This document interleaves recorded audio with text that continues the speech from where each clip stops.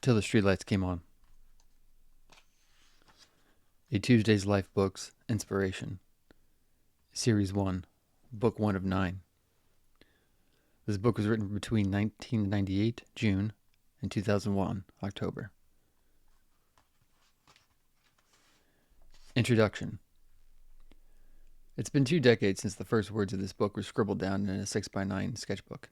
There's nothing fancy about the sketchbook itself, although for the first few months of me carrying it, it did have a fancy leather wrapping with leaves and shit on it. The sketchbook was stolen, not by me, but from a high-end store at the mall. The kind of store that sold $250 Chinese checker sets and $40 polished rocks. No horseshit. It was a sketchbook, so there weren't any lines, just blank white pages. The leather wrapping eventually got ditched, and thus began the first series of 9 books, all written in 6x9 hardbound books. Only the first of 2, however, were in sketchbooks. Understanding Thursday was also written in a sketchbook. For those of you not up to speed, Understanding Thursday is the follow-up to this book, and there are 25 books after that.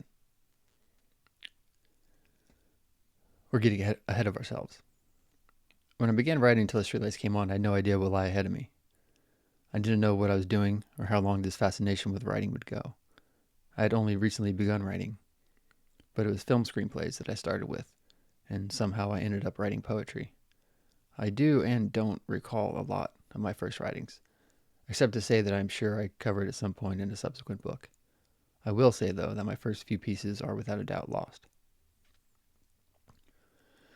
The first writings outside of screenplays were done at Shawnee Mission East High School, home of the Lancers, nerds, which wasn't even my high school, but is where I went to summer school during the summer of 1998, having failed the second semester of sophomore English during the 1997-1998 school year. I had to attend 3 weeks of summer school at Shawnee Mission East, and there our teacher would take us to the neighboring park every morning or so, and have us hang out and write. And this is where I wrote my first pieces. I either turned those writings in and never received them back, or I just threw them away. I honestly don't remember. It truly wasn't until my junior year, 1998-1999, that I really began to write. And while most of the writing didn't kick in until 1999, I will always credit 1998 as being the true origin. 1998 was a year of many firsts. First began to write, first job at a movie theater, first job ever, first time I had sex. I was 16 years old. As I write this now, I'm 36 years old. Anyway. It has been a solid 10 years or more since I've read or proofread this book. But one thing that has always remained the same is the writing itself. While the formatting has changed, everything is still pretty much the same as when the 16-year-old version of me first scribbled it down.